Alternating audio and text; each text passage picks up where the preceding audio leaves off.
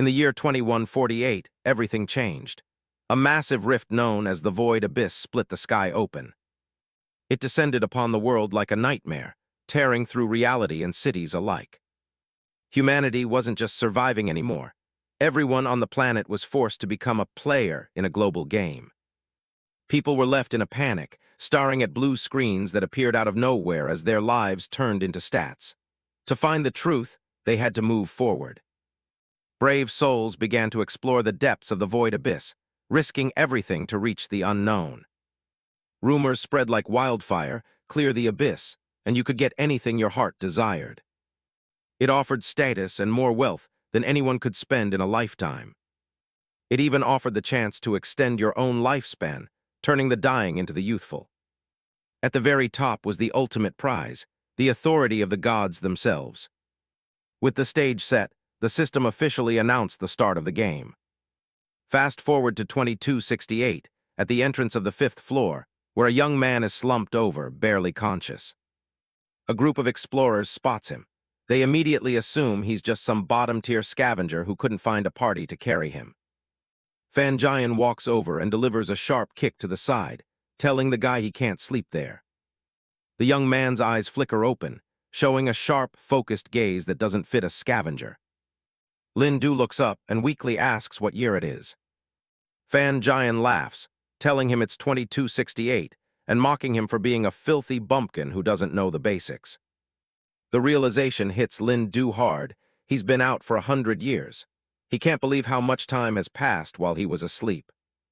One of the squad members, Lu Renbing, gets bored and pops a detection skill to see what they're dealing with. The results are pathetic. Lindu is level 0 with a hidden class.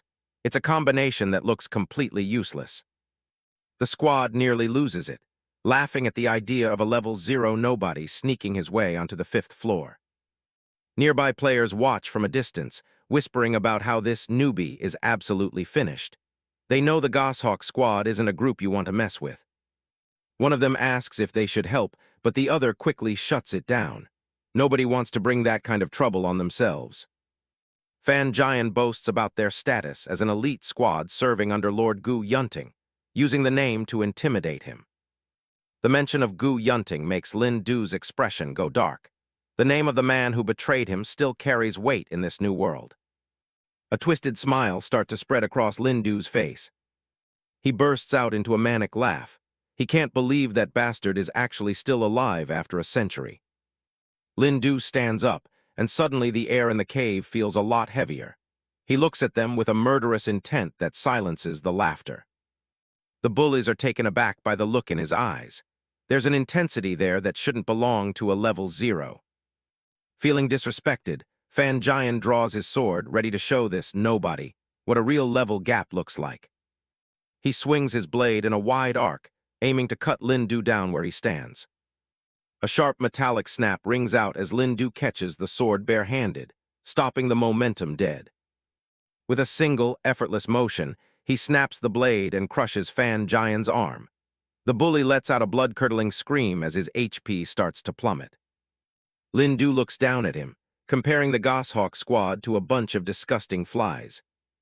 Fan Jian is in shock, unable to understand how someone at level 0 could move with such overwhelming speed. He screams for his squad to attack, and the other two draw their weapons, hesitant but forced into action. Lindu's eyes flare with red light as he prepares to dismantle the rest of the group. He moves like a ghost, knocking the entire squad back in a single blur of motion.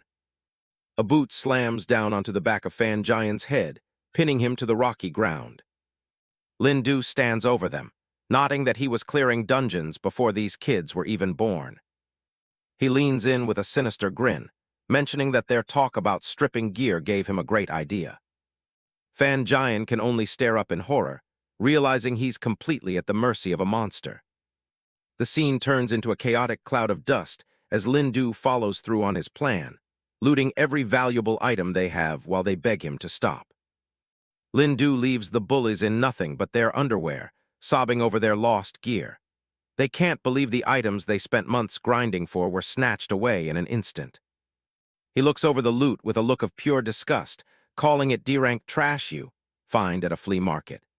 He can't wrap his head around how a basic C-rank necklace is worth nearly 200 gold in this era of ridiculous inflation. As he starts to head out, a young girl with silver twin tails calls out to him. He doesn't even look back, simply dismissing the encounter as better than nothing. Su Kingu watched the whole fight and is clearly impressed, but Lindu just wonders if he's about to get even more free gear from a new challenger.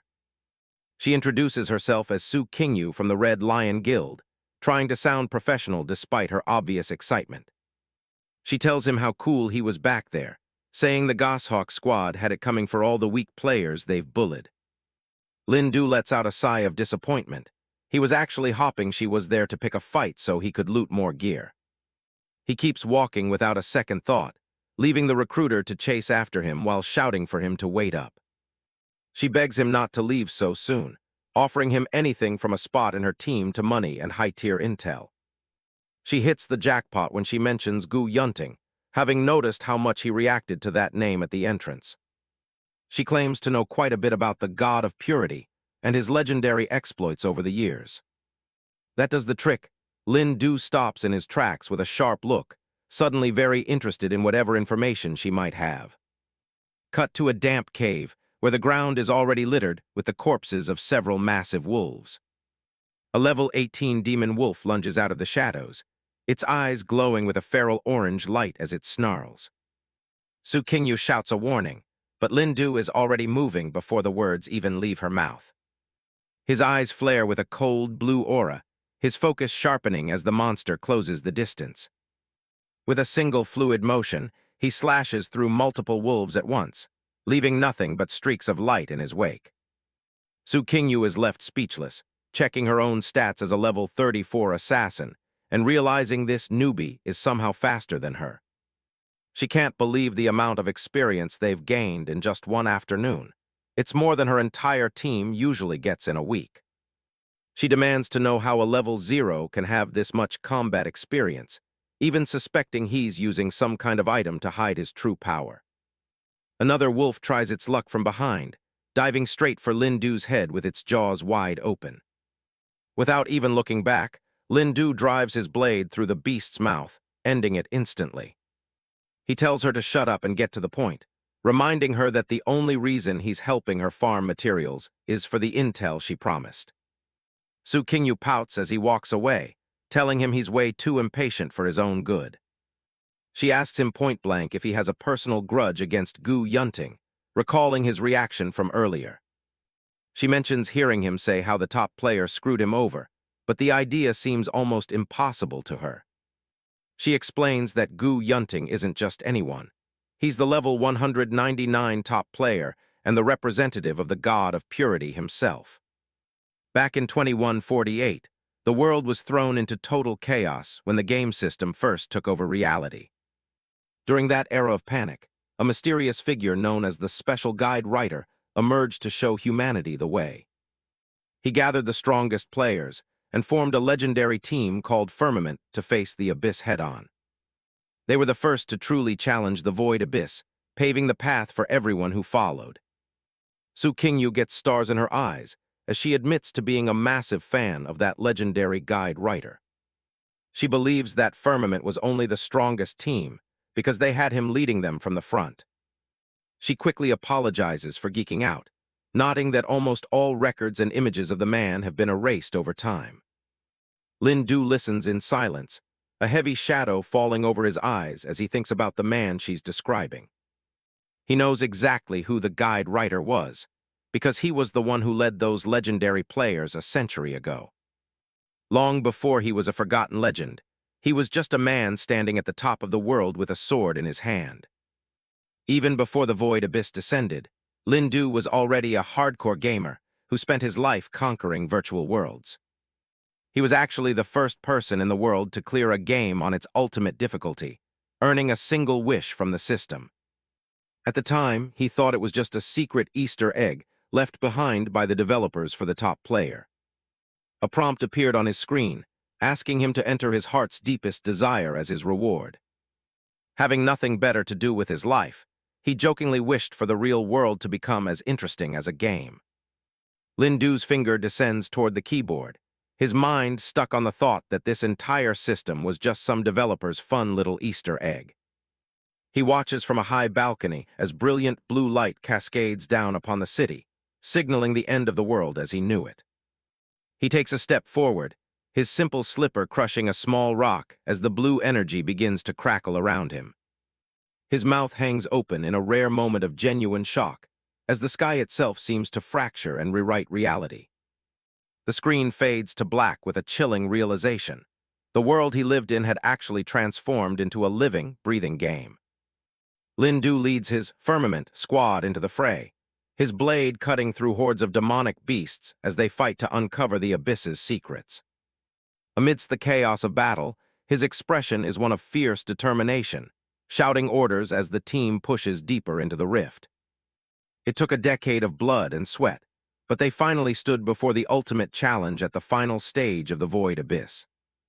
A divine golden plaque appears before them, congratulating them on being the first players to ever clear the 100th floor. Lindu and his comrades are bathed in the blinding light of the gods, each one being granted the authority of a different divine entity. In the present, Su Kingu trails behind Lindu, recounting the legendary tale of how Firmament became the first agents of the gods. She explains that the power transfer wasn't perfect. The sudden influx of divine authority caused a catastrophic surge of energy.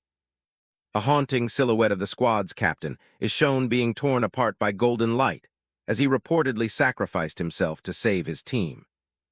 Lindu's eyes flare with a dangerous red glow, his voice dropping to a low, icy tone as he repeats the lie he's just been told. Su Kingu nods frantically, covering her mouth as she confirms that this was the story told by all 6 of the surviving lords. Disgust washes over Lindu's face as he realizes they even built a memorial monument for the man they betrayed. Their conversation is cut short by a massive tremor that sends a plume of dust and rock exploding into the air. Out of the gloom emerges a terrifying nightmare, the Shadow Spider, a level 55 hidden boss lurking in the shadows. Lindu doesn't even flinch, his mind still fixated on his vow to mount Gu Yunting's head on that very memorial. Su Kingu is paralyzed with fear, screaming at the top of her lungs about a high-level boss appearing on such a low floor. The monster's massive, serrated leg comes crashing down, and Su Kingu desperately begs Lindu to move. A shockwave of blue and white energy erupts as the spider strikes, and Su Kingu fears the worst as she cries out Lindu's name. Lindu stands his ground, easily parrying the blow with one hand while complaining about how loud Su Kingu's screaming is. He looks at the shadow spider with bored eyes, remembering that he was the one who wrote the world's very first strategy guide on its species. He mocks the beast for still relying on its predictable habit of launching sneak attacks after all these years.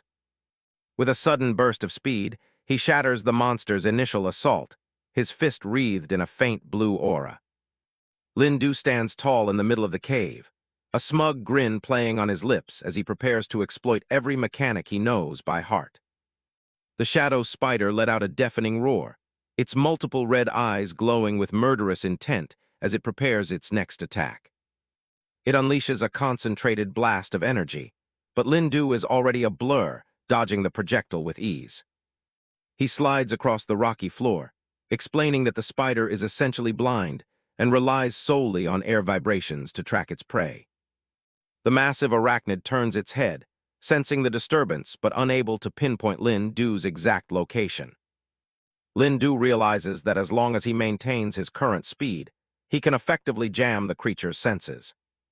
Frustrated, the spider activates its lethal skill, Silk Array Severing, filling the entire cavern with crisscrossing beams of energy. The purple rays of light carve through the stone, but Lindu dances between them with the grace of an expert player. Su Kingu cringes and shields her head, convinced that they are both about to be sliced into pieces. Lindu performs a series of gravity-defying flips, his body weaving through the deadly laser-like silk without a scratch. He looks back at the beast with a mocking smile, nodding that while the skill's damage is high, its fatal flaw is painfully obvious. The spider can only stare in confusion, as Lindu stands perfectly still between the beams, having already memorized every fixed path. He sighs with mock disappointment, telling the boss that it hasn't improved its tactics in the slightest since he last fought it. Lindu holds out a hand, disrupting the air currents and creating a localized storm that leaves the spider completely disoriented. He draws his weapon, his eyes glowing with a cold light as he declares the monster nothing more than a sitting duck. With a single, massive horizontal slash, he cleaves the shadow spider in half, the blue energy trail marking its end. Lindu stands victoriously over the bisected remains of the shadow spider, his blade still drawn. Su Kingu watches from a distance, completely stunned by the sudden conclusion of the fight. A bead of sweat rolls down Su Kingu's face as she stares at Lindu with wide eyes.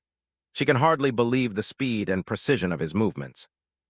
In a hazy flashback to the world's early history, Su Kingu remembers the tales of the legendary guide writer. The way Lindu stands, wreathed in the same fierce energy, makes the connection undeniable in her mind.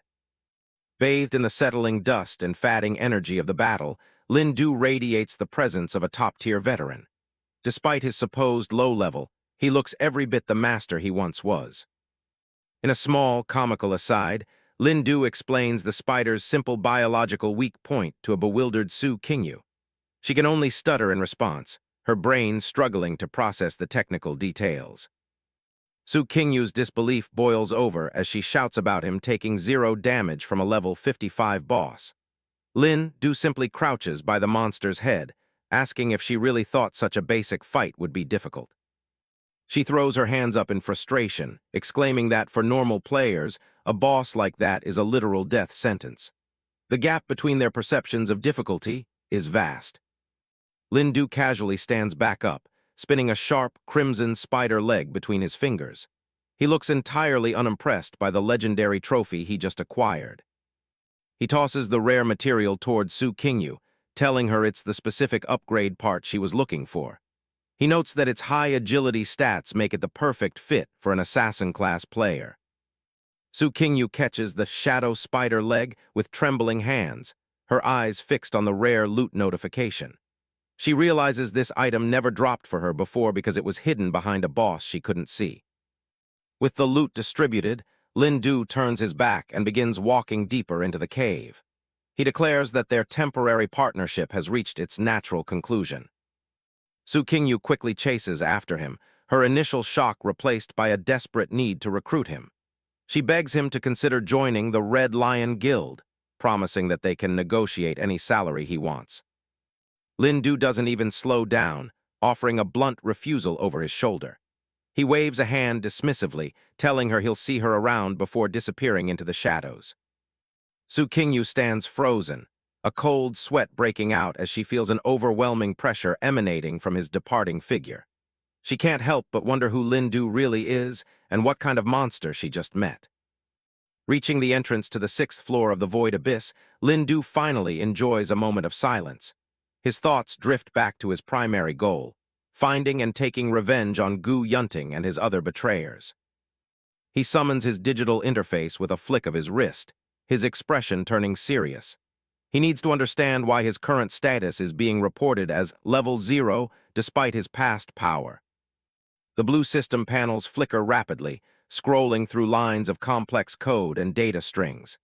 A series of messages appear, indicating that the system has detected a major anomaly in his player profile. A bright red warning box suddenly overrides the display, flashing a critical error message. The system is apparently unable to calculate or display the specific values of his attributes. The final status window is a mess of question marks, showing no data for his class or primary combat statistics. Only his name and the mysterious LV0 status remain visible. Lindu stands alone in the cavernous hallway, his chin resting in his hand as he contemplates the bizarre results. The silence of the 6th floor is punctuated only by the soft hum of his malfunctioning interface. He muses that while being level 0 is a significant handicap, the fact that his entire profile is hidden is even more concerning. He tries to rationalize the situation, but the lack of information is frustrating. His calm exterior finally cracks as he yells at the empty air, his hands outspread in disbelief. He demands to know where his actual stats are and why the system is being so uncooperative. As if responding to his outburst, the blue status screen begins to warp and glitch with violent red static. A large warning exclamation mark appears, signaling that the system is entering a critical state. The entire interface turns a deep, ominous red, completely overtaken by a massive system-wide warning. The data is lost in a sea of digital noise, leaving Lindu's true power a complete mystery. Lindu stares in disbelief as red static starts glitching all over his interface. He's definitely not looking at a normal system error. A glowing red sigil flares up on his arm, and a voice starts mocking him right inside his head. It calls him an ungrateful brat, wondering if he really thought his interface had just come to life on its own. The red sigil hovers in front of him like a watchful eye. The voice tells him he needs a reminder about the contract he signed back in the day. Pain suddenly flares up in his neck, making him double over and clutch his throat. It feels like he's being branded from the inside out. When he pulls his hand away, a glowing red mark is etched permanently into his skin. The voice tells him not to worry, it's just proof of the deal they made. Standing in a sea of red data, Lindu realizes his memories of the fall weren't a hallucination. The voice warns him that the mark is harmless, provided he doesn't try to defy his master. His thoughts shift back to a century ago, right after his team turned on him. He remembers falling into the death zone at the very bottom of the abyss. As he tumbled through the void, reality itself seemed to break apart into scrambled code and raw data. It was there that he encountered the true source of Earth's transformation. Looming over everything was the culprit, the massive, demonic entity responsible for turning the world into a deadly game.